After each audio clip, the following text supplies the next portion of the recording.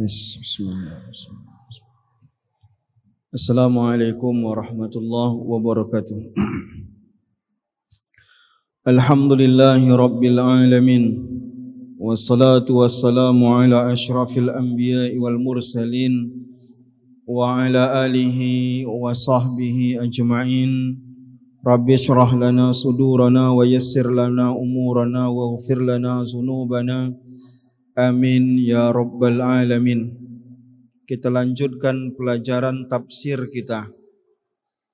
Terakhir sekali kita menyelesaikan tema ketiga yang ada dalam Al-Quran.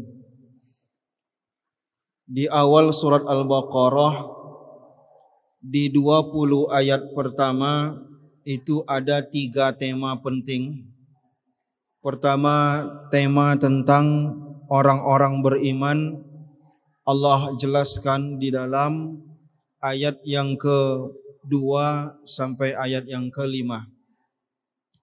Setelah itu pada ayat yang ke-6 dan ayat yang ke-7 Allah menjelaskan orang-orang kafir. Dan kemudian pada ayat 8 sampai ayat 20 Allah menceritakan orang-orang munafik. Porsi munafik lebih banyak karena memang lebih berbahaya. Jadi di 20 ayat pertama itu ada 3 tema yang sudah Allah jelaskan kepada kita. Nah sekarang kita lompat ke ayat 21. Saya tak baca semua ayatnya supaya kita condong tafsirnya tematik, bukan ijmali, maudhu'i. Kalau ijmali itu dari ayat pertama semua dijelaskan. Kalau kita tematik saja, kita sesuaikan dengan temanya. Tema kali ini mulai dari ayat yang ke-21 sampai nanti ayat yang ke-25. Allah berbicara menyeru semua manusia. Yang tadi Allah ceritakan 3 jenis orang. Mukmin, kafir dan munafik. Nah, kali ini semua orang yang sudah Allah ceritakan sebelumnya Allah panggil dengan kata ya ayyuhan nas. Apa bedanya ya ayyuhan nas dan ya ayyuhallazina amanu? Ayat yang diawali dengan ya ayyuhan nas merupakan ciri ayat itu turun di Mekah. Kalau ya ayyuhallazina amanu itu biasanya ayat turun di Madinah. Kenapa?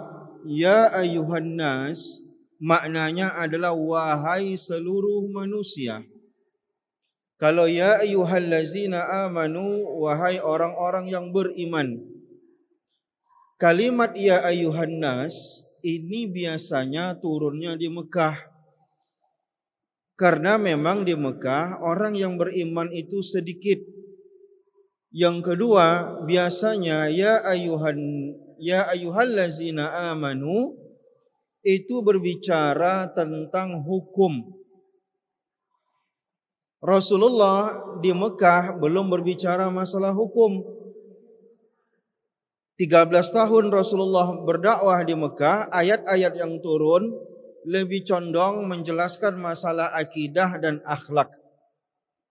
Maka juz 29, juz 30 itu rata-rata turun di Mekah. Dan isinya hampir keseluruhan itu berkaitan dengan akidah.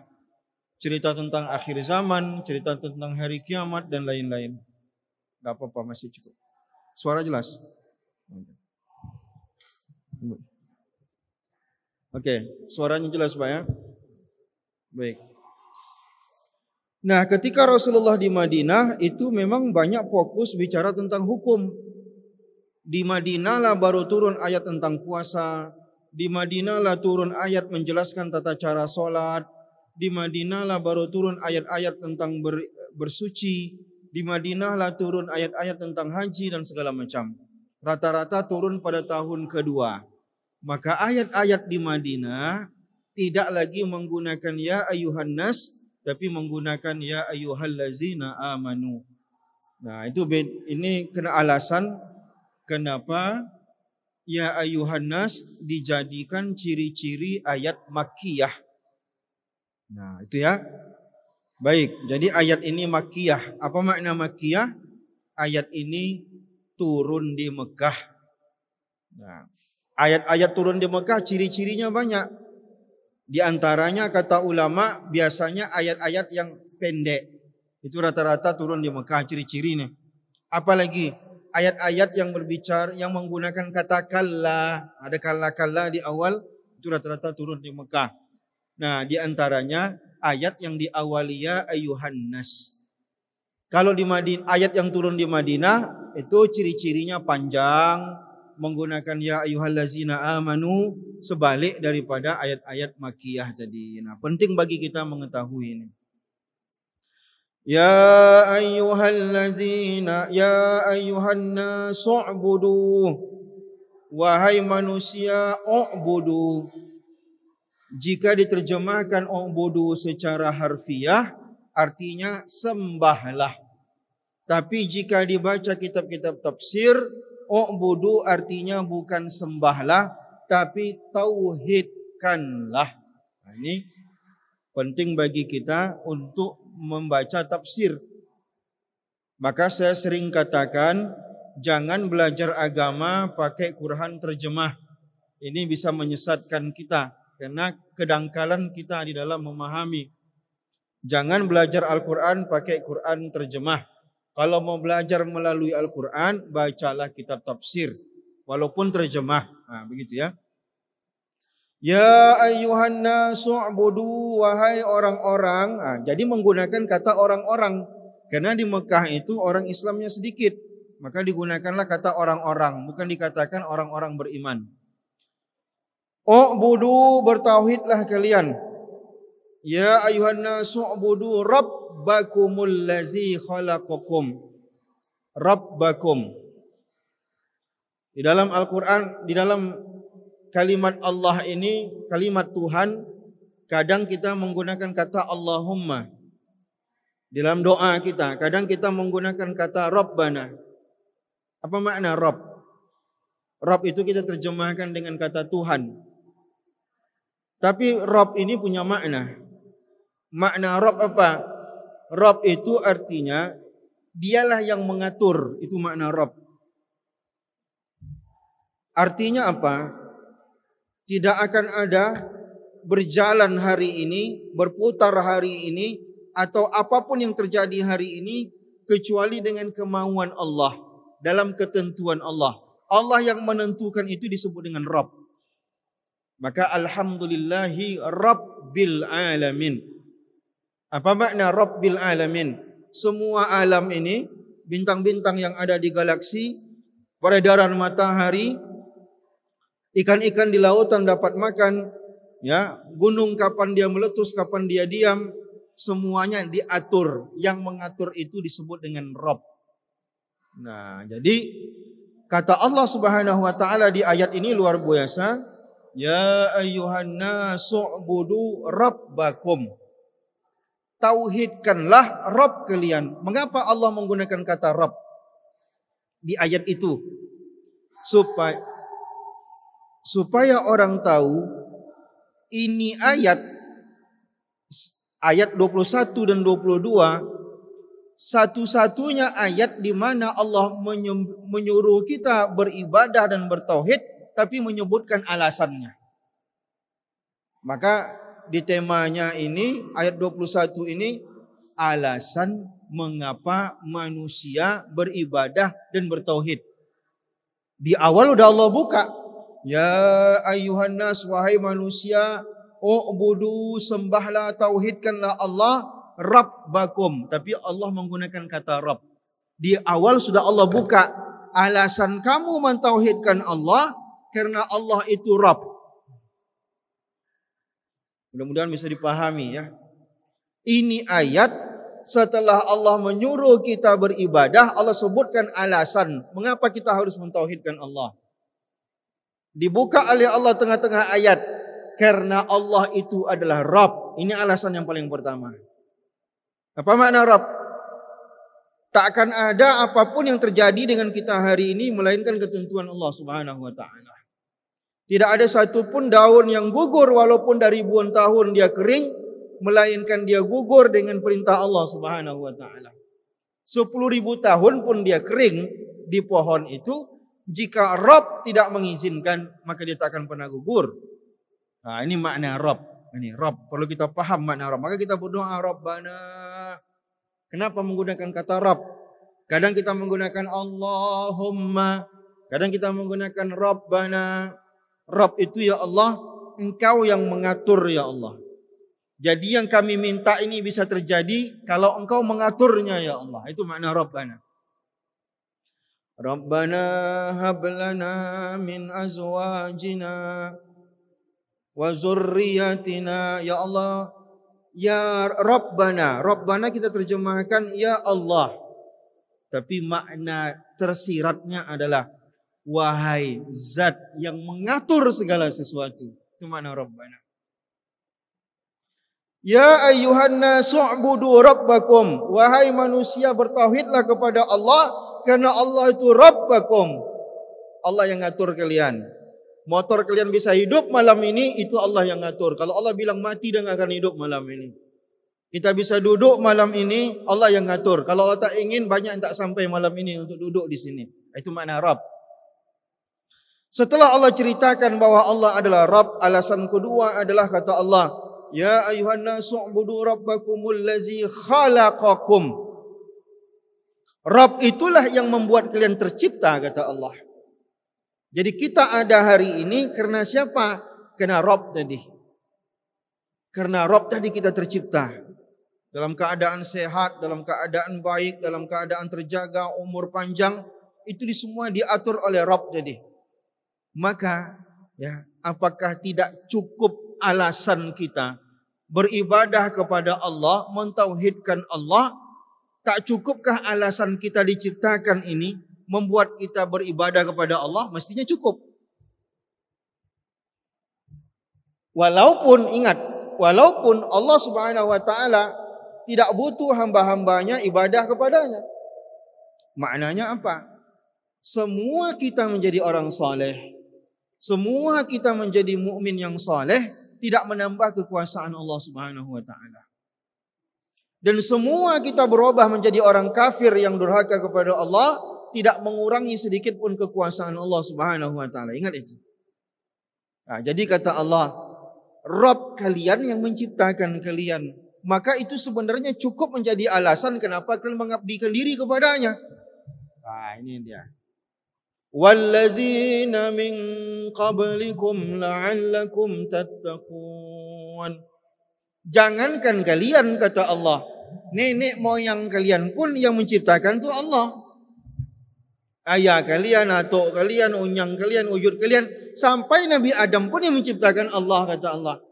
Artinya kita hari ini merasa nikmat dengan hidup kita, yang punya harapan ingin masuk surga ini, dan kita bisa menikmati surga Allah karena keislaman kita, itu berkat pertamanya Allah ciptakan kita.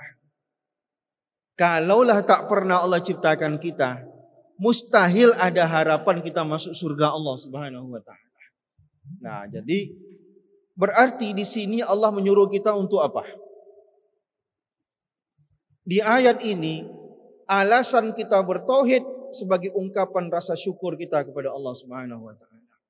Maka ibadah paling tinggi, ingat itu ya. Ingat cakap saya ini. Ibadah paling tinggi bukan untuk mendapatkan ganjaran pahala dan terhindar daripada dosa. Tapi apa?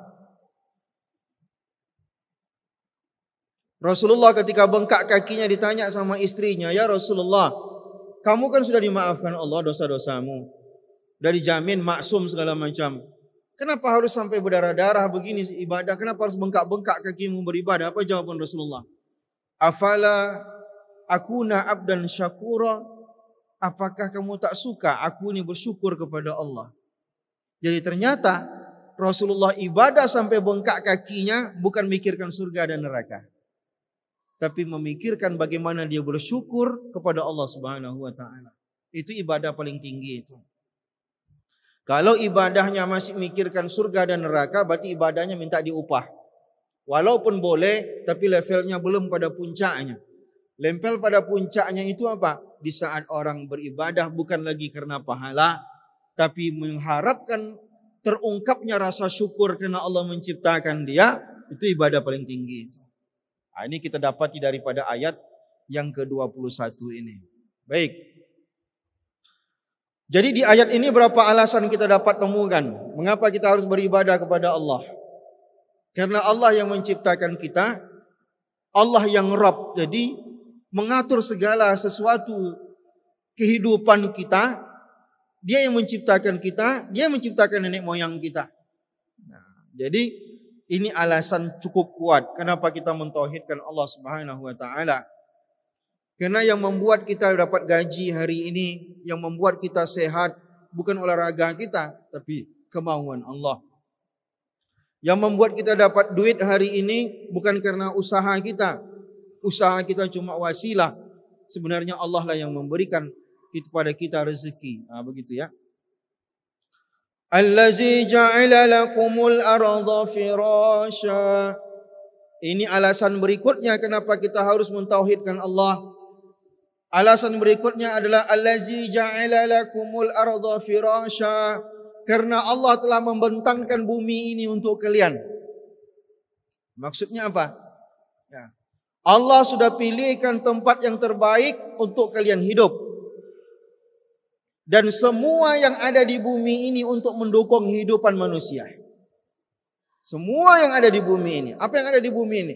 Kita ada air, ada udara, ada tumbuh-tumbuhan, ada binatang. Ada semuanya untuk memenuhi kebutuhan kehidupan manusia. Maka sebelum Allah menciptakan manusia, semuanya sudah Allah ciptakan. Bayangkan kalau seandainya kita hidup di planet lain hari ini. Tidak ada tumbuh-tumbuhan, tidak ada air, tidak ada udara, tidak ada yang kita butuhkan untuk bertahan hidup. Tapi tidak, Allah tidak mau begitu. Sudah Allah ciptakan, nih planet ini namanya bumi. Di planet ini semua yang kalian butuhkan untuk bertahan hidup sudah Allah ciptakan. Nah, ini allazi ja'ala lakumul arda firasya. Sudah Allah bentangkan. Beranak pinak kalian di sini, hidup beranak pinak. Semua yang kalian butuhkan untuk bertahan hidup, makan dan segala macam semua sudah Allah ciptakan. Allazi ja'ala lakumul arda firasya. Maka imbal baliknya ada. Imbal baliknya apa? Imbal baliknya nanti ada di dalam ayat ke-30. Imbal baliknya karena semua Allah ciptakan mendukung kehidupan manusia, maka yang melestarikan juga dibebankan kepada manusia. Nah, itu beban kita. Binatang itu memang digunakan Allah ciptakan mendukung kehidupan manusia. Imbal baliknya kelestarian binatang itu dibebankan kepada manusia. Nah, di sini beratnya bagi kita. Tapi enggak apa-apa, itulah tugas kita hidup di bumi ini. Maka Allah sebut kita sebagai khalifah. Nanti kita jelaskan itu pada ayat yang ke-30. Nah, jadi apa? Maka dari sini keluarlah hukum-hukum. Di antara hukum yang keluar dari sini, haram bagi orang memperlakukan binatang dengan cara yang buruk misalkan. Karena memang mestinya mereka jaga dengan baik. Maka seorang perempuan di zaman Rasulullah dijamin masuk neraka. Kata Rasulullah, uzibat al-mar'atu li hirratin habasatha. Perempuan ini kata Rasulullah akan mendapatkan siksaan di neraka gara-gara mengurung kucing, kata Rasulullah. Kucing yang dia kurung sampai mati. Nampak sama Rasulullah perempuan yang ngurung kucing sampai mati. Kata Rasulullah, uzibat al-mar'atu li hirratin habasatha. Ini perempuan akan disiksa di neraka ini. Itu kucing. Maka keluarlah hukum-hukum yang berkaitan dengan binatang, berkaitan dengan tumbuh-tumbuhan. Jadi kata Allah, allazi ja'ala lakumul arda firasya. Ini agar kalian bisa hidup, bertahan hidup. Maka jangan sembarangan menebang hutan. Jangan sembarangan membunuh binatang, jangan sembarangan menebas, jangan sembarangan mencemari air, jangan sembarangan mencemari udara. Kenapa? Karena semuanya itu hak manusia untuk menikmatinya. Jangan sampai kalian rusak. Begitulah kurang lebihnya. Allazi ja'ala lakumul arda firasyan was samaa'a binaa'a. Langit pun kata Allah. Allah ciptakan langit sebagai atap untuk kalian. Langit itu atap. Bayangkan kalau plong di sana. Nampak kita planet-planet lain yang plong saja enggak tahu apa-apa. Gimana rasanya menakutkan kalau ini plong saja. Tapi Allah ciptakan awan sebagai penutup. Sakfun itu kalau bahasa kitanya semacam di atap untuk kalian. Ya, wa anzala minas samaa'i ma'an. Dan sama tadi langit, wa anzala minas samaa'i ma'an. Dari langit ini nanti kata Allah turunkanlah air. Wa anzala minas samaa'i ma'an fa akhraja bihi minas samarat. Maka air yang jatuh dari langit akan membasahi bumi, maka dari sini tumbuh-tumbuhan akan hidup, maka akan muncullah buah-buahan. Buah-buahan ini untuk apa? Rizqan lakum, sebagai rezeki untuk kalian. Artinya semuanya betul-betul Allah persiapkan dengan baik untuk kita. Maka apakah tak cukup ini menjadi alasan kita beribadah pada Allah Subhanahu wa taala? Bukan berarti Allah butuh kita balas jasa sama Allah, tidak. Allah itu berbeda dengan raja-raja biasa. Kalau raja manusia, seandainya rakyatnya tak ada satu pun yang patuh sama dia, hancur kekuasaannya. Ya. Tapi kalau kerajaan Allah, tak ada satu pun orang yang patuh dengan Allah, takkan runtuh kerajaan Allah Subhanahu wa taala. Maka perlu kita ingat itu. Tapi kebaikan Allah yang luar biasa, ya. Allah ciptakan manusia, lalu Allah ciptakan semua yang dapat memenuhi kebutuhan hidup manusia. Maka kata Allah, apalagi yang kalian cari? Semua dah Allah siapkan. Allah cuma pengen melihat kalian beribadah, mentauhidkan Allah Subhanahu wa taala. Fala taj'alu lillahi andada. Maka jangan carikan tandingan Allah, kata Allah.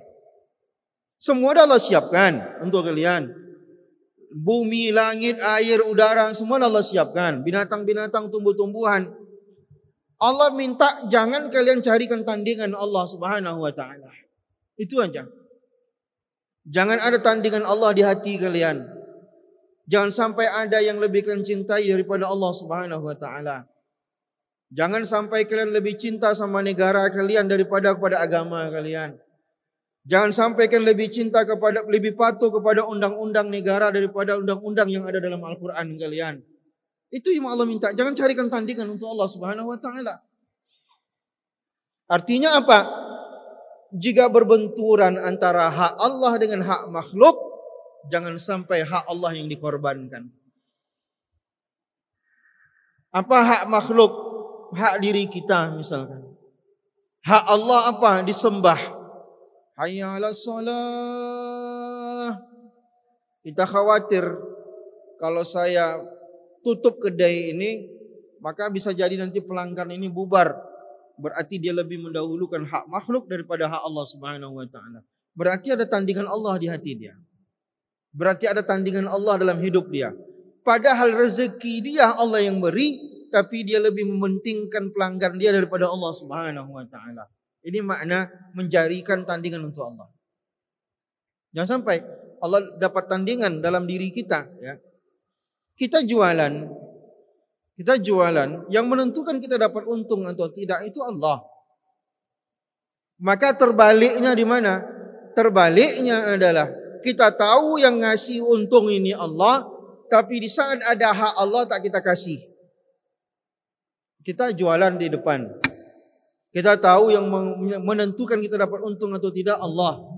Hayya 'alas shalah.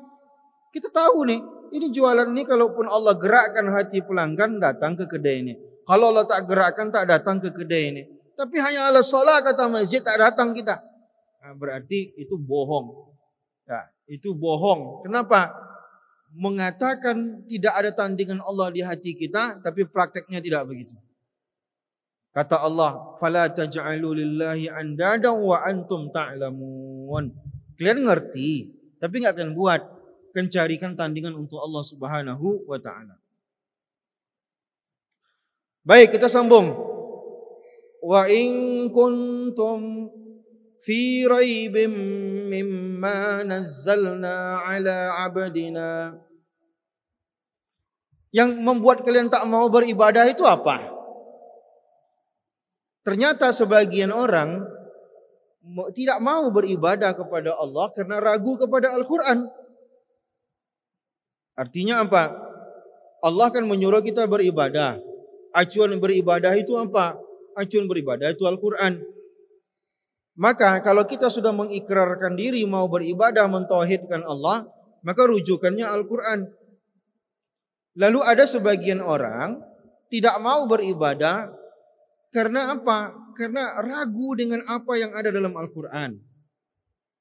Ragunya bukan ragu ini datang dari Allah atau tidak, tapi ragu kira-kira Al-Quran ini menguntungkankah atau tidak. Begitu.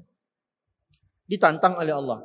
Wa in kuntum fi raibim mimma nazzalna ala abdina. Jika di hati kalian ada ragu dengan apa yang kami turunkan kepada Nabi Muhammad. Artinya jika ada yang ragu kalian dengan ayat Al-Quran, itu maksudnya. Fa'tu bisuratim mim mislih. Sekarang gini aja lah kata Allah. Fa'tu bisuratim mim mislih. Ini ayat ini masih mending. Ya, di ayat yang lain nanti cuma di ayat ini apa kata Allah? Kalau kalian ragu dengan Quran, Allah tantang. Bisa enggak kalian buat satu surat saja yang mirip dengan ada dalam Al-Quran itu? Apa surat yang terpendek dalam Quran? Al-Kautsar. Coba buat satu surat saja yang bisa menandingi Al-Kautsar. Begitulah kurang lebih. Kalau kalian ragu dengan Quran, orang lupa Al-Quran itu di antara mukjizatnya di mana? I'jaz Quran, pernah belajar pelajaran i'jaz Quran. Apa salah satu i'jaz Quran? Sastra Quran di atas semua sastra yang ada. Dia walaupun berbahasa Arab, tapi sastranya tidak sama dengan sastra Arab. Maksudnya apa? Bahasa Arab biasa yang sering digunakan mau dalam ceramah-ceramah maupun dalam tulisan itu tidak sama dengan sastra yang ada dalam Al-Quran. Karena Al-Quran sastranya ciptaan Allah, sedangkan kalimat-kalimat bahasa Arab itu ciptaan manusia. Maka tidak sama. Maka hati-hati. Kata Allah, kalau kalian ragu dengan Quran, cobakan buat satu surat kata Allah. Ini masih mending. Di ayat yang lain Allah tantang 10 ayat jadilah. Di ayat yang lain lagi 1 ayat jadilah kata Allah kalau sanggup. Orang lupa itu. Musailamah Al-Kazzab itu mengaku Nabi. Dia menikah dengan Sujah, perempuan yang juga mengaku Nabi. Kata mereka, pernikahan antara Musailamah Al-Kazzab dengan Sujah, maharnya membatalkan pelaksanaan sholat subuh.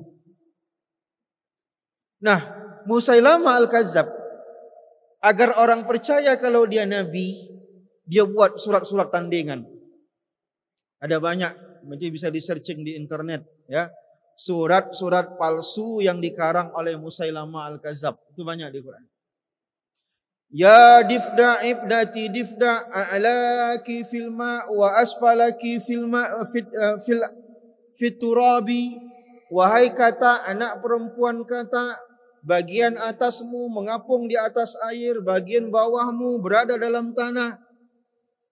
Tapi tidak bisa orang memahami ayat-ayat yang dikarang oleh Musailamah Al-Kazzab ini. Tidak cantik bahasanya. Dia karang surat lain. Tadi surat kata. Dia buat karang lagi surat Al-Fil. Quran sudah ada Al-Fil. Dia buat Quran Al-Fil lagi. Al-Fil wa mal-fil. Saya lupa detailnya. Kurang lebih begini. Lahu zailun tawil. Kazalika khalqu rabbinal jalil. Gajah. Tahukah kalian apa itu gajah? Gajah adalah binatang yang berlalai. Seperti itulah Tuhan yang menciptakan makhluknya. Apa yang kita pahami dari ayat itu? Cuma menjelaskan bentuk gajah. Anak TK cuma belajar bentuk gajah. Gagal. Ayat-ayat yang begitu banyak dikarang oleh Musailamah Al-Kazzab, tidak ada satupun yang bisa membuktikan kalau dia Nabi. Karena Musailamah itu hanyalah manusia biasa durhaka kepada Allah, mengaku Nabi, mau menandingi Quran yang bukan perkataan Nabi tapi mutlak perkataan Allah Subhanahu wa taala. Orang-orang menuduh Nabi Muhammad bersyair, dibela oleh Allah. Wa ma 'allamnahu asy-syi'ra wa ma yanbaghi lah in huwa illa zikrun wa qur'anun mubin. Nabi Muhammad kan enggak bersyair kata Allah. Sengaja Allah ciptakan Nabi Muhammad itu ummi. Apa makna ummi? Sengaja Allah ciptakan Nabi Muhammad itu ummi. Makna ummi adalah Nabi Muhammad tidak bisa baca, tidak bisa nulis. Ditakdirkan oleh Allah agar orang-orang yakin tidak ada satupun perkataan Nabi Muhammad bercampur dengan ayat-ayat suci Al-Quran. Nah, itu diantara hikmahnya. Bukan berarti Allah ingin menghinakan Nabi Muhammad SAW. Ada tujuan-tujuan lain yang ingin Allah ciptakan di sana. Baik. Nah, sambung ayat tadi sampai mana ayat yang saya baca tadi? Fa'tu bi suratim mim misli. Jadi di antara kehebatan Quran itu adalah sastranya yang luar biasa maha tinggi. Sehingga untuk membuktikan kebenaran Quran cukup baca sastranya. Perhatikan dari aspek bahasa. Orang yang tak paham dengan bahasa Arab membaca Quran itu saja sudah terasa enak. Kenapa? Karena dia ada aspek bahasa yang luar biasa di sana. Nah, baik. Fa'tu bi suratin mim misli wad'u syuhada'akum. Kalau kalian tak bisa, ajak kawan-kawan kalian. Semua orang yang menantang Allah ajak semuanya. Semua manusia ini ajak untuk mengarang satu surat saja kata Allah. Wad'u syuhada'akum min dunillahi in kuntum shadiqin. Kalau memang betul kalian, coba buat kata Allah. Nah, jadi cara Allah menantangnya itu apa sekali, maksudnya sederhana sekali. Tapi mereka tidak bisa melakukannya. Sesederhana itu cuma Allah menantang orang-orang yang tak percaya dengan Quran dan tidak mau beribadah kepada Allah menjadikan Quran sebagai pedoman. Sesederhana itu Allah menantang. Kalau tak percaya sama Quran, emang kalian bisa buat seperti Quran? Nah, karena kalian tak bisa, maka jangan sembarang bilang tak percaya. Nah, begitu bahasa orang kitanya kurang lebih begitu ya. Fa illam taf'alu wa lan taf'alu. Fa illam taf'alu. Udah masuk Isya belum? Masih lama. Fa illam taf'alu, maka jika kalian tidak sanggup melakukannya, maksudnya apa? Jika kalian tidak sanggup membuat dan mengarang Al-Quran, satu surat saja tadi, walan taf'alu. Allah kunci walan taf'alu. Dan ingat kata Allah selama-lamanya. Beda lam, beda lan. Kalau lam ada kemungkinan bisa. Tapi kalau Allah bilang sudah pakai kata lan, berarti selama-lamanya tidak mungkin terjadi. Contoh lain apa? Walan tarda ankal yahudu walan nasara. Itu menggunakan kata lan. Kalau sudah kata lan, itu bukan tidak biasa artinya. Tapi lan tidaknya selama-lama sampai hari kiamat. Maka orang Yahudi dan Nasrani tidak senang dengan kita. Sampai kapan Ustaz? Karena Allah bilang pakai kata lan berarti sampai hari kiamat. Mereka tak akan pernah senang sama kita. Mereka pasti cari cara untuk mencelakakan kita, memburuk-burukkan kita dan segala macam. Walan tarda ankal. Yang begini juga menggunakan kata lan. Coba lihat ayatnya. Fa illam taf'alu. Jika kalian tidak mampu melakukan, maksudnya mengarang satu surat tadi, walan taf'alu, dan memang selama-lamanya kalian tak akan pernah sanggup mengarang itu. Buktinya Musailamah Al-Kadzab itu orang Arab, apalagi kita cuma orang Indonesia mengarang satu surat itu mustahil itu terjadi. Walan taf'alu. Maka apa kata Allah? Fattaqun narallati waquduhan nasu wal hijarah. Kalau dia tak sanggup kalian kata Allah, fattaqun nar. Udahlah, takutlah kalian sama api neraka. Maksud Allah apa? Udah kalian takkan mungkin bisa mengarang Quran. Kalau memang betul-betul tidak mau kalian, padahal mengarang Al-Quran satu surat aja tidak mampu kalian, tapi tetap tak mau mengamalkan Quran, tidak apa-apa kata Allah. Tapi kata Allah, fattakun nar. Enggak masalah, sudah ada neraka Allah siapkan. Fattakun naral lati waquduhan nasu wal hijarah uiddat lil kafirin. Neraka itu udah kami buat kata Allah, bahan bakarnya manusia dan batu-batu yang kami persiapkan untuk membakar orang-orang kafir. Maksudnya apa? Tak percaya dengan isi Al-Quran untuk menghambakan diri kepada Allah, Allah hukum dengan mengklaimnya sebagai orang kafir. Kalau sudah kafir, mudah bagi Allah. Tak masalah. Kalau kafir, kafirlah. Tak masalah, kata Allah. Tapi kata Allah, fattakun nar. Udah Allah siapkan tempat kembali yang terbaik untuk kalian, yaitu api neraka yang menyala-nyala yang akan membakar kalian. Nah, tapi kalau kalian pakai Al-Quran itu, wabasyiril lazina amanu. Ini akan kita sambung nanti pada pertemuan berikutnya. Jadi ayat ini 21 sampai 24 ini luar biasa. Ayat 24 Allah tutup. Kalau memang di awal kan ayat yang kedua menyuruh kita menjadikan Quran sebagai pedoman hidup. Lalu nanti ada orang mukmin, ada orang kafir, ada orang munafik. Lalu pada ayat yang 21, 22, 23 ini Allah katakan, udahlah, bertauhidlah kepada Allah. Bagaimana caranya ya Allah? Tengok aja Quran. Oh, hamba tidak mau ya Allah. Kenapa? Hamba ragu sama isi Quran. Kalau kalian ragu sama Quran, emang kan bisa buat seperti Quran. Ini bahasa sederhananya. Oh, tidak bisa ya Allah. Terus kalau tidak bisa, aku nggak mau menyembah Allah. Tidak mau aja. Ya udah nggak apa-apa. Allah siapkan neraka kata Allah. Begitulah bahasa sederhananya. Kesimpulan daripada ayat 2 sampai ayat yang ke-24 ini. Kita sambung nanti pada ayat yang ke-25. Assalamualaikum warahmatullahi wabarakatuh. Baik, bismillahirrahmanirrahim. Alhamdulillah, wassalatu wassalamu ala Rasulillah wa ala alihi wa sahbihi wa mawalah. Kita sambung sedikit. Tadi masih menanggung pembahasannya. Tadi terakhir kita sampai pada ayat yang ke-24, di mana pada ayat ke-24 tadi Allah menyebutkan alasan, di antara alasan Allah memasukkan orang ke dalam neraka. Di antara alasan orang Allah memasukkan manusia ke dalam neraka adalah keengganan dan menolak kebenaran Al-Quran, sehingga mereka tidak mau menghambakan diri kepada Allah karena ragu dengan isi Al-Quran. Maka Allah persiapkan neraka untuk mereka. Nah, sekarang ayat yang ke-25 adalah kebalikan daripada ayat 24. Ini disebut dengan masani. Masani itu apa? Masani itu artinya adalah ada ayat yang berhubungan antara satu ayat dengan ayat yang berikutnya. Misalkan ayat yang 24 tentang orang-orang masuk neraka. Pada ayat yang ke-25 tentang orang masuk surga. Itu disebut dengan istilahnya masani, ya.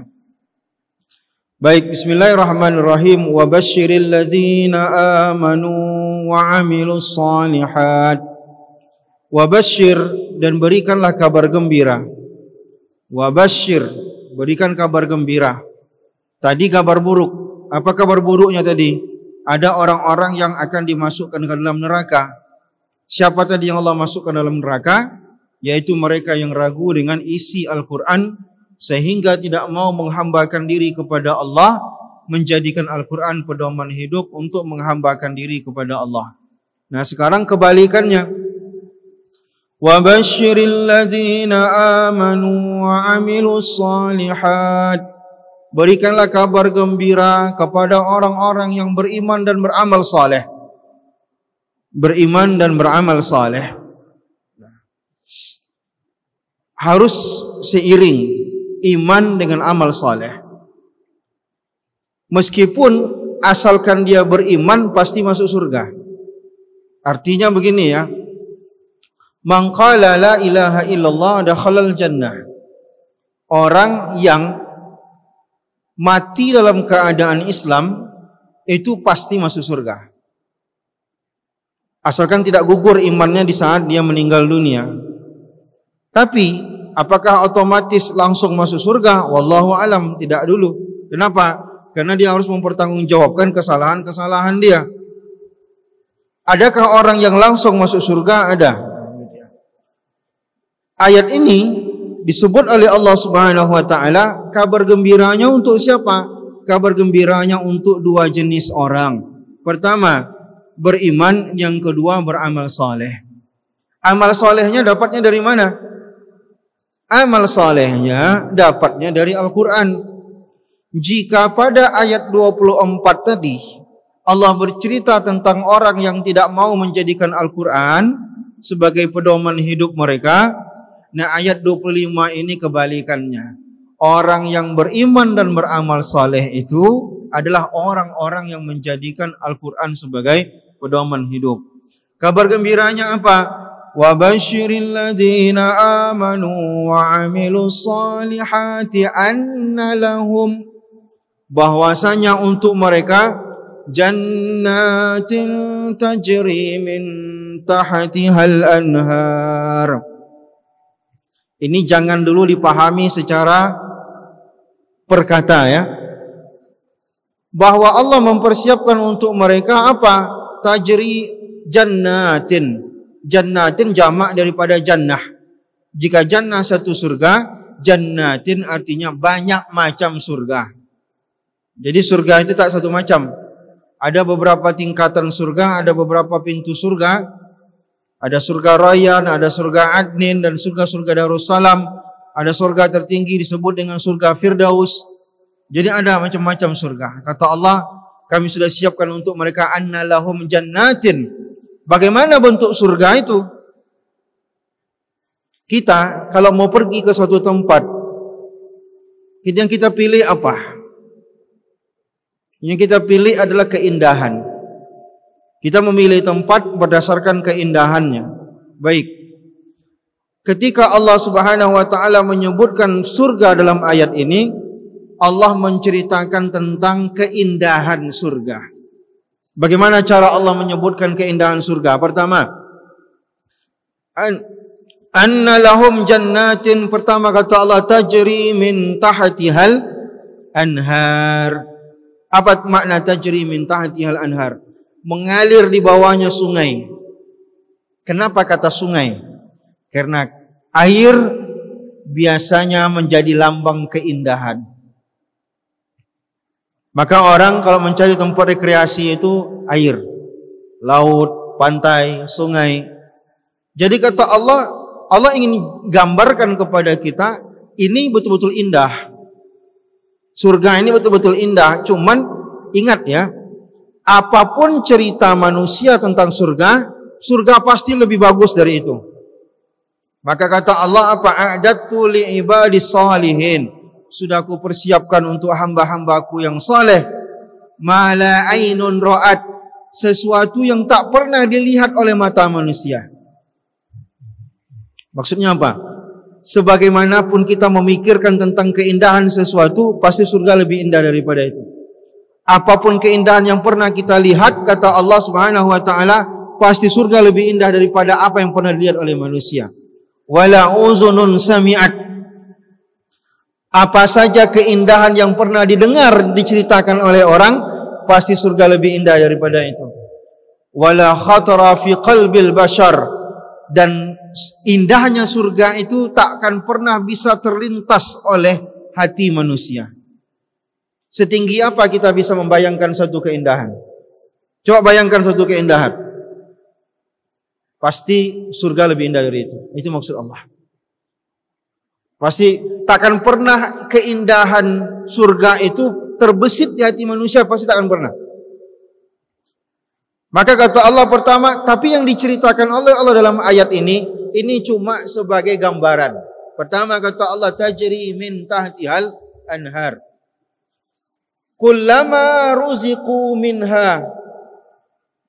Apa maknanya? Tajri min tahtihal anhar. Kullama ruziqu minha min samarati rizqan qalu. Tatkala Allah berikan kepada mereka buah-buahan. Ini keindahan kedua. Di pikiran manusia itu selalu ada apa? Pertama, mencari tempat hiburan. Yang kedua, cari makan enak. Maka surga pun diceritakan oleh Allah dalam ayat ini makanan yang enak.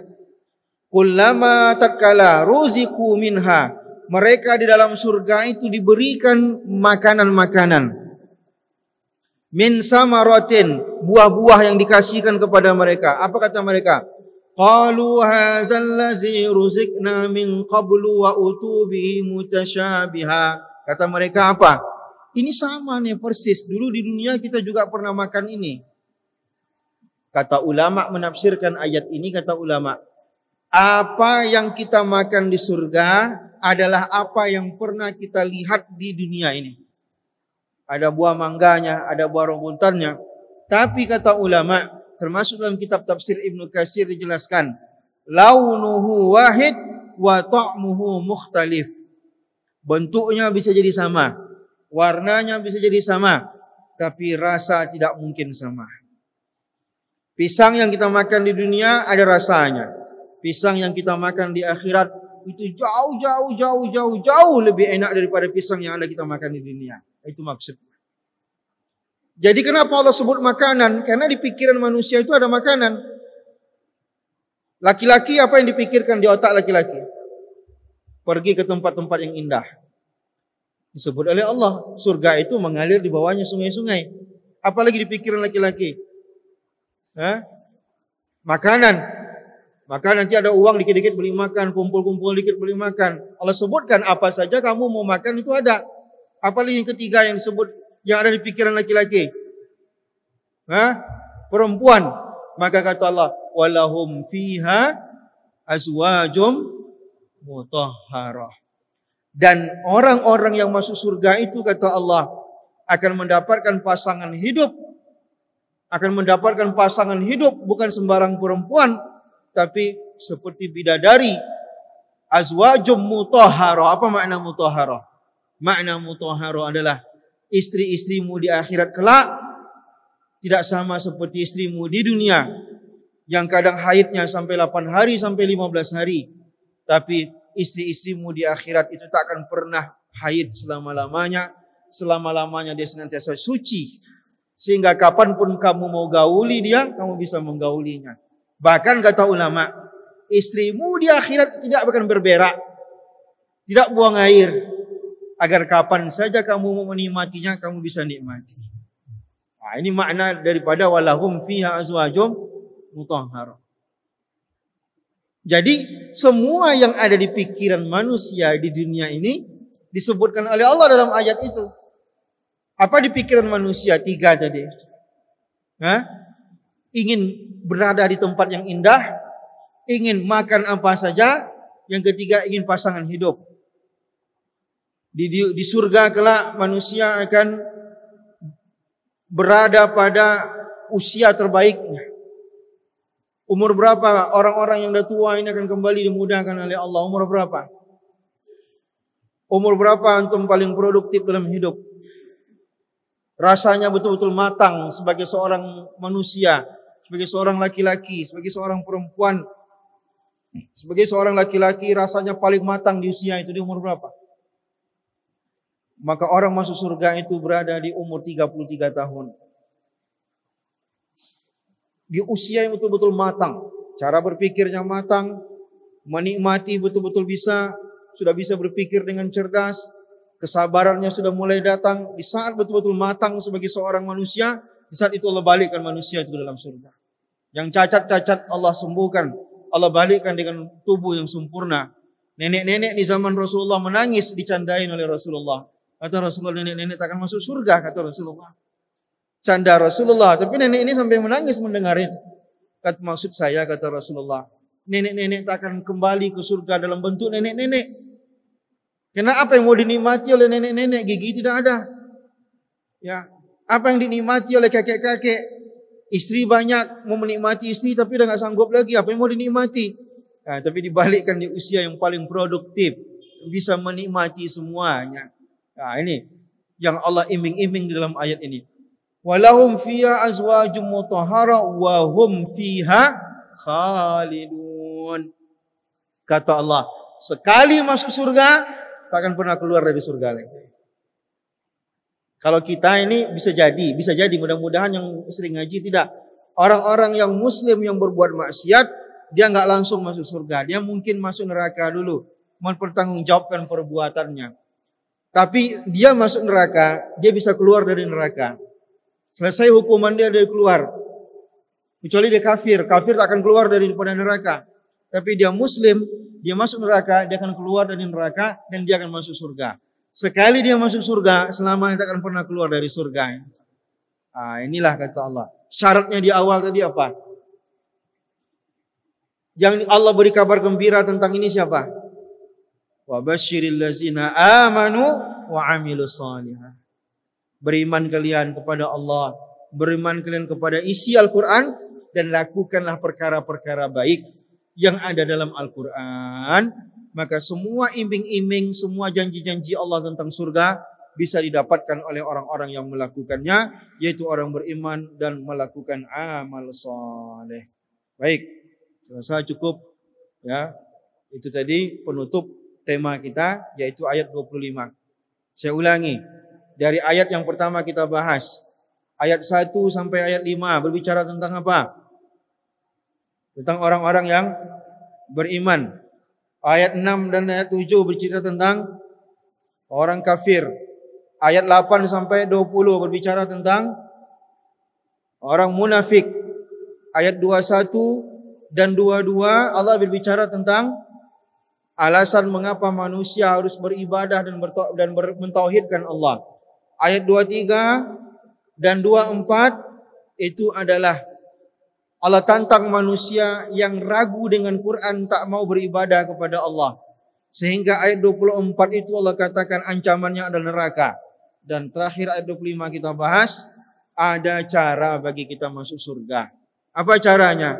Beriman dan beramal soleh. Bagaimana cara beriman dan beramal soleh? Balik ke ayat berikut sebelumnya tadi. Bagaimana cara beriman dan beramal soleh? Ikuti aja dari A sampai Z dalam Al-Quran itu. Kamu beriman, kamu beramal saleh. Insya Allah surga menanti kita. Amin ya rabbal alamin. Cukup. Ada yang ingin diskusi? Apa yang sudah kita bahas? Silakan.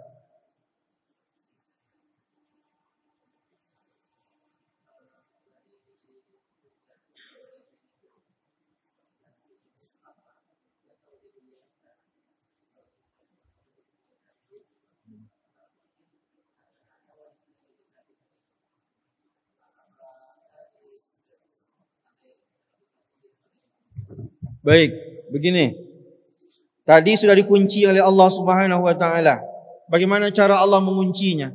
Cara Allah menguncinya bahwa tidak akan ada kecantikan atau keindahan surga yang akan terbesit di hati maupun pikiran manusia. Maka tidak ada Allah menceritakan tentang ada yang cantik, ada yang tidak cantik. Kalau sudah dijelaskan oleh Allah bahwa keindahan yang ada di surga, maka mencakuplah di situ bidadarinya. Di dalam ayat-ayat disebutkan bahkan bidadari itu tubuhnya montok-montok. Maaf bahasanya agak vulgar, tapi begitulah cara untuk menjelaskannya agar manusia tertarik. Tubuhnya montok dan untuk paras wajahnya itu secara umum kita pahami. Allah secara umum berbicara tentang keindahan surga yang tak akan pernah terbesit di hati maupun pikiran manusia. Maka termasuk bidadarinya pun itu tidak mungkin ada yang pernah kita lihat di dunia ini. Tentu jauh lebih cantik daripada apa yang kita. Intinya apa? Orang berada dalam surga, dia mendapatkan puncak kenikmatan. Maka puncak kenikmatan apa yang dia butuhkan? Puncak kenikmatan makan, Allah kasih rasa yang paling enak yang tak pernah dia rasakan di dunia. Apa puncak kenikmatannya lagi? Istri-istri yang cantik, maka Allah akan berikan dia pada kecantikan istri yang tak pernah dia lihat di dunia ini. Maka tak usah itu pikirkan lagi ada yang cantik dan tak cantik, enggak usah itu dipikirkan lagi. Sudah pasti itu yang paling terbaik Allah kasih sama kita, namanya juga surga ya. Baik, tapi perlu juga kalau mau ditanyakan pun enggak apa-apa juga. Silakan.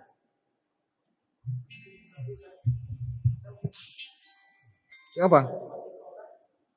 Tidak ada beban bagi kita lagi untuk beribadah dan melakukan perbuatan taklif di akhirat. Karena taklif itu hanya ada di dunia. Maka bahasanya begini, dunia tempat berbuat, di akhirat tempat menerima balasan. Di dunia ada perbuatan, tidak ada balasan. Di akhirat ada balasan, tidak ada lagi amal ibadah perbuatan. Nah, maksudnya beban-beban kita di dunia, solat, puasa, zakat, haji, itu tidak dibebankan lagi bagi ketika kita sudah di akhirat. Karena semua beban-beban itu hanya ada di dunia, tidak ada beban lagi di akhirat. Di akhirat tinggal membayar apa yang sudah kita lakukan. Kalau kita amalkan di dunia ini, maka di akhirat nanti balasannya. Tak kita amalkan, di akhirat juga tempat kita membalasnya. Nah, jadi bahasanya itu adalah dunia tempat berbuat tidak ada balasan. Di akhirat tempat ada pembalasan tapi tidak ada lagi yang bisa diperbuat. Nah, begitu bahasanya. Baik, silakan Pak.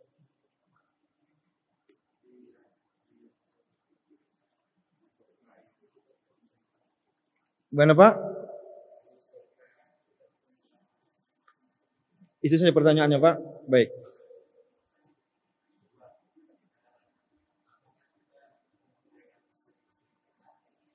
Baik.